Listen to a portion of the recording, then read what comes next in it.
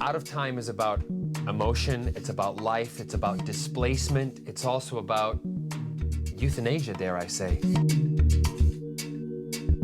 It's tragic. It's heart-wrenching.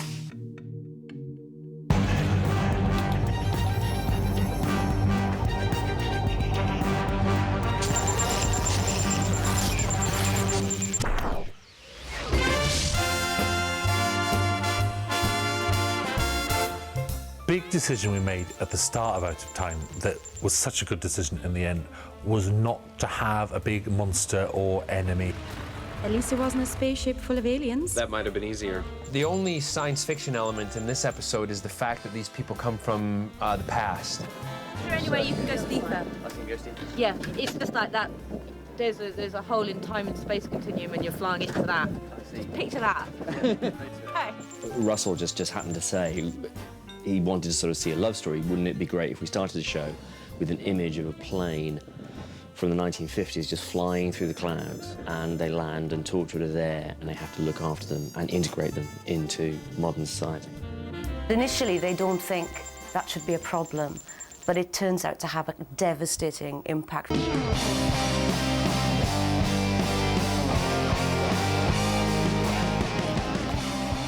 How did it do that? Good God. What does that mean? It was a great device. Three people from the 1950s, a great way to examine how we live now and whether we can completely justify it, you know, or not. Can we do it again? And action. For instance, John, you could run a corner shop. No. We can fake references. Can't take away our names. For God's sake, man, it's all we've got left. It's the name above my shop. The character I play is called John, and he doesn't cope very well, really. He finds it really, really difficult, you know. Sorry, mate. You can't smoke in here. And the thing that Jack sees in John is his emptiness, his sense of lost, his sense of not belonging. Alan, it's me, your dad. Who are you? I think the key for me is he's lived his life when he was meant to, and he craves oblivion. He was always doomed, I'm afraid. Poor John. It's 4, take 1. John and I got on very well, and we had a good laugh, you know, in all the scenes we had to do, and we did on that day as well, you know. It's hard to believe it, I suppose. OK, we've cut there. Cut there. But then once you say it cut, you know, we're back to sort of larking around, really. We wanted to be inside the car with the characters rather than shooting through a windscreen or a side window, which was what a full car rig would have restricted us to. So quite early on, we took the decision that we would have a cut-down car, which let us actually get the camera right into the faces of the people inside the car.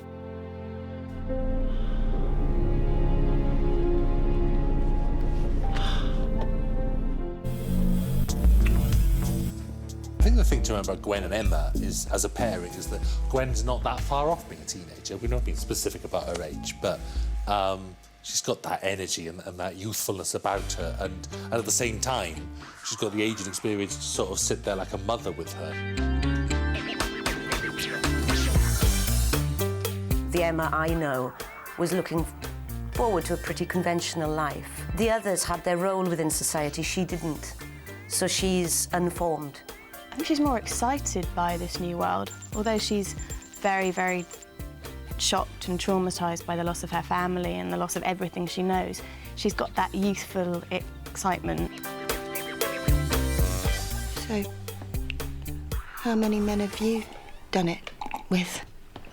Well, it's just such a difference between them. That just sings. It's like it's putting two women from two different generations together and reversing it. So, if I meet a boy and we get on and he wants sex, then you think I should let him? No, that's not what I said. You'd expect Emma to be very, very uncomfortable with it, but it's Gwen kind of reveals an awful lot about herself, you know, about having partners, and it was great fun to do.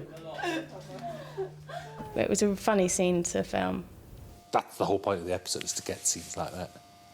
There's a good scene where he walks in and she catches him naked. She's greeted by the sight of Reese's bum. And she's horrified. But funny to do. Bless poor Olivia, seeing my bum. Yeah. I think he's great. I saw him that morning when he had to get naked, and he did look very nervous. He might not have admitted to being nervous, but I could tell. Better not tell him you saw my morning glory then, eh? I think this is a bit of a turning point, because this is a girl in his house, and it's demonstrating how easily Gwen can lie to him. You said you were working last night? I was. I'm sorry. Sorry. It's the first time really that Gwen has brought her work home. So Gwen's nervous. So let's have it. Who exactly is Pollyanna?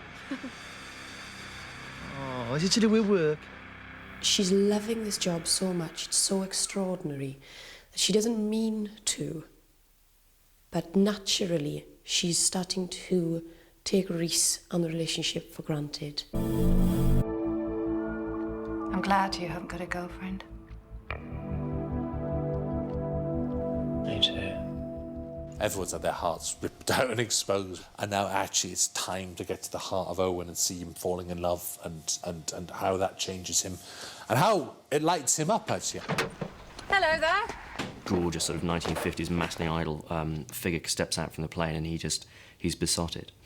Yeah. She's a cool girl, you know, she just says her mind. She's extremely attractive immediately because she knows what she wants. She doesn't talk rubbish. She's very clear. She's driven.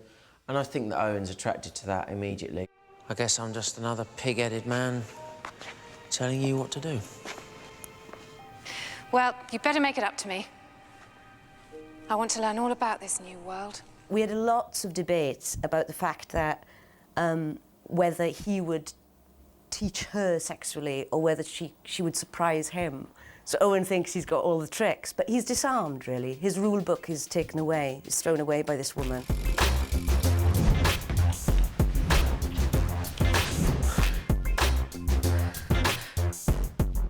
The actress who played Diane, Lou Delamere, was very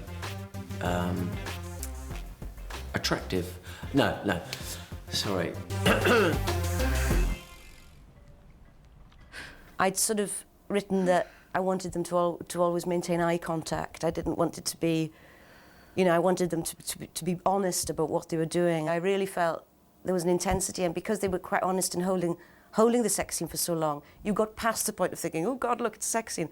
And you actually got into thinking, I really believe. And I think that in this episode, we see Owen's true feelings. We see his vulnerability, we see his history. And ultimately, it's another human being talking to another human being with their souls absolutely bad.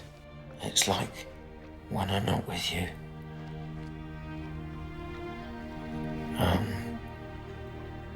I'm out of focus. I think that Owen doesn't give a lot away. He's not somebody who wears his heart on his sleeve. And so for him to break down at all is a massive thing. I'll come with you. I fly solo, Owen. And once he'd sort of lost his act, or his guile, in a way, it was what's there. And it's a frightened boy, really. What about me? Please. Please. Don't go. I'm not sure I could say hand on heart she did love Owen. I think she needed some release. And it was intense, and it was there. And she had those feelings very much in the moment, but her heart belongs to adventure. What memories I'm taking with me. I think that he leaves the episode a better man, somebody who's been wounded and who's vulnerable, but actually is actually much more human for that, you know.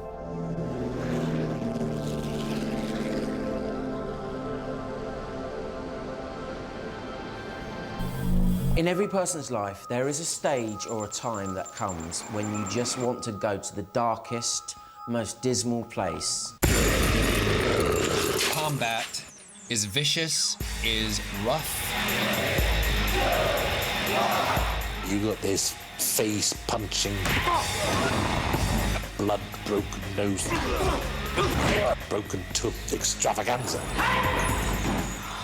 What does a man have to do to get some peace in this city?